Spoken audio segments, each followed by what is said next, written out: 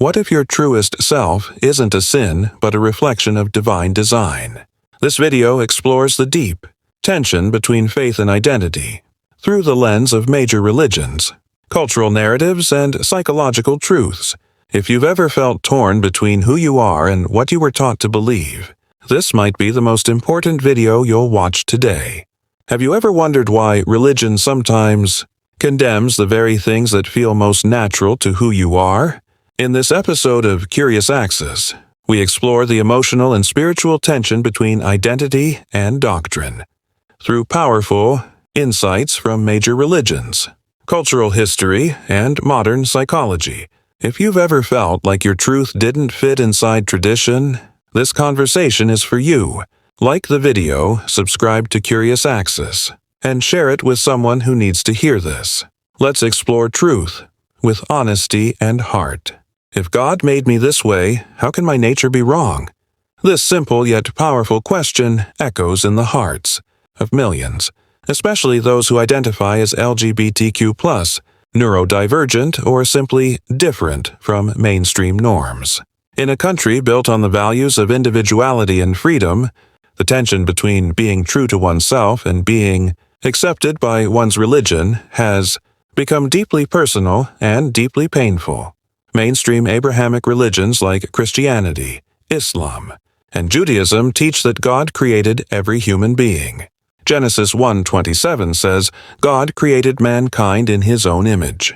The Quran echoes this. We created man in the best of stature. Surah At-Tin 9. So where does the idea come from that being gay, transgender, or different is a sin? Many religious traditions interpret difference as deviation from divine order, but others argue this is more about man-made doctrine than divine truth. Psychologically, labeling someone's core identity as sinful leads to shame, guilt, and internalized self-hatred. As Dr. Brené Brown explains, shame corrodes the very part of us that believes we are capable of change. It doesn't heal, it harms. In today's America, this conflict shows up in churches, homes, and even therapy rooms. Young people raised in strict religious environments often face mental health crises, not because of who they are, but because of what they are told they should be. Faith and identity don't have to be enemies. Perhaps the real spiritual challenge is to embrace both, honoring the divine spark within us, even when religious tradition struggles to see it. After all, if God made us this way, maybe the mistake isn't in us, but in how we've been taught to see ourselves. Were we born flawed or divine? The doctrine of original sin has shaped much of Western religious thinking. According to St. Augustine, humanity inherited sin from Adam and Eve's disobedience. In many Christian traditions, this means we're born broken and must be redeemed through faith and obedience. But this view raises a haunting question. If we were born in sin, did God design us to fail? Judaism offers a different lens. While it acknowledges human imperfection, it doesn't teach original sin. Instead, it speaks of Yetzer, Hara, the inclination to do wrong, and Yetzer, Hatov, the inclination to do right, both part of being human. In Islam, the Quran declares, we have certainly created man in the best of stature. Surah At-Tin 9. Here, humans are seen as noble, capable, and born with free will, not guilt. So why do so many religious traditions focus more on controlling behavior than celebrating divine design? From a psychological standpoint, labeling people as sinful from birth creates toxic shame. It instills fear, not faith. According to Dr. Carl Jung, the greatest burden a child must bear is the unlived life of the parents. Often, religious guilt is projected across generations, not because God willed it, but because culture preserved it.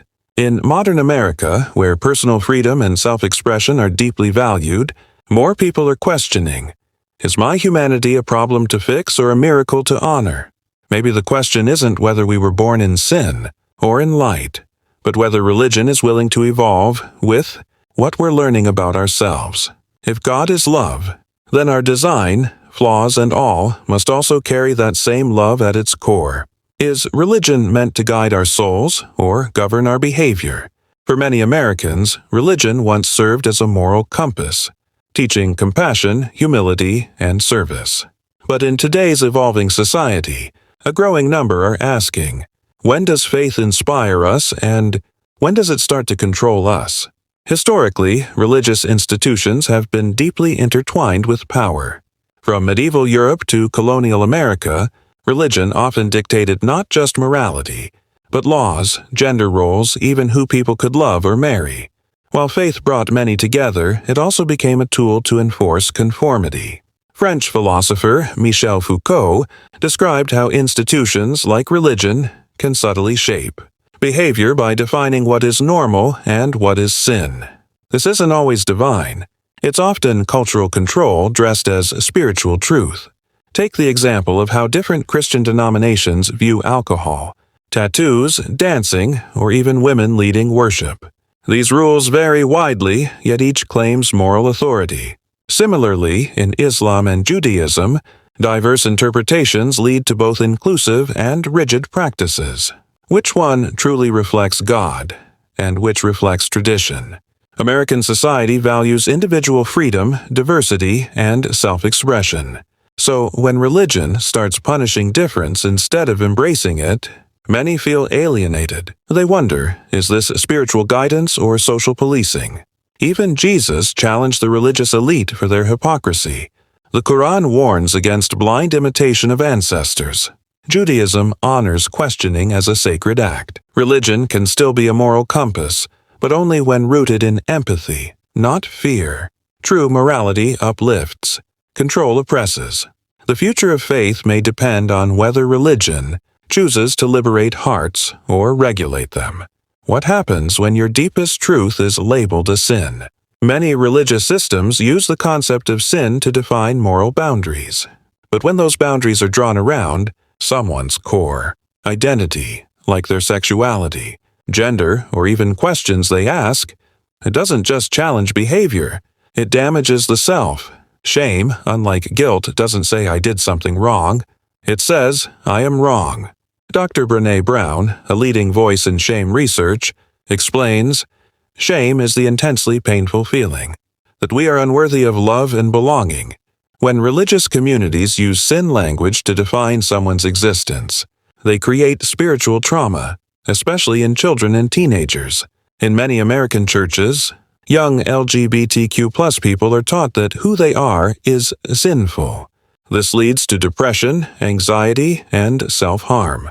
The Trevor Project reports that LGBTQ+ youth in highly rejecting religious families are 8 times more likely to attempt suicide. But is this what faith was meant to do? Jesus, in the Gospels, didn't shame people. He welcomed the marginalized. The Quran emphasizes that Allah is most merciful and repeatedly says, despair not of God's mercy. Judaism teaches teshuvah, return, a path to healing, not humiliation. So why is shame still used as a tool of control? American culture increasingly values mental health, self-worth, and authenticity. In this landscape, people are seeking spiritual spaces where they are not asked to shrink themselves to be loved.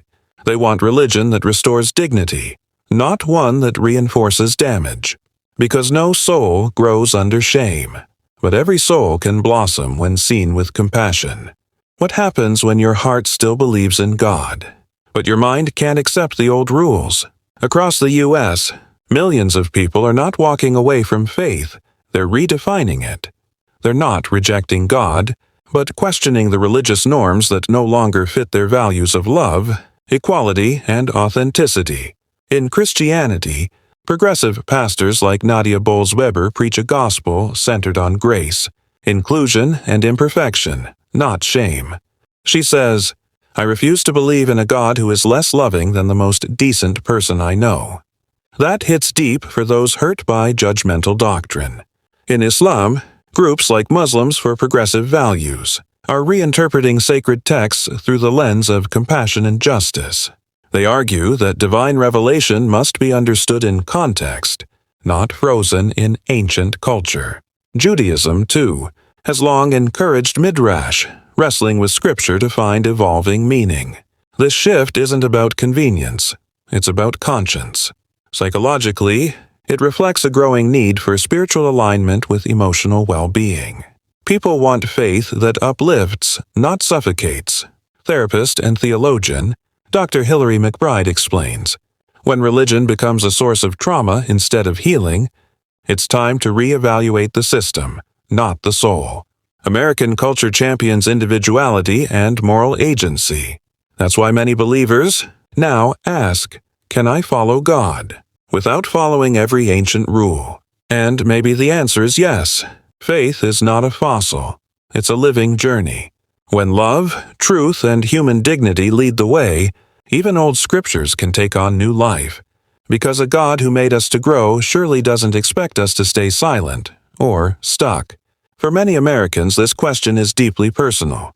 Can I still believe in God when everything I am has been called a sin?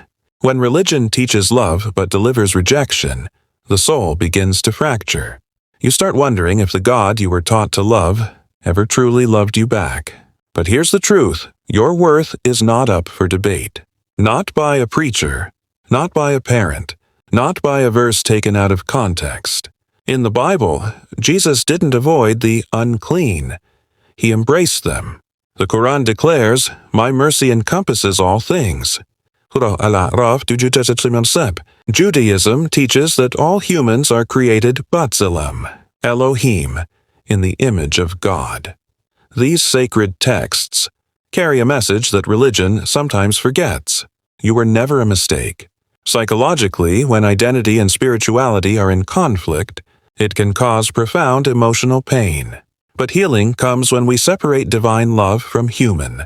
Interpretation. Dr. Kristen Neff, a leading self-compassion researcher, reminds us, you don't need to be perfect to be worthy of love.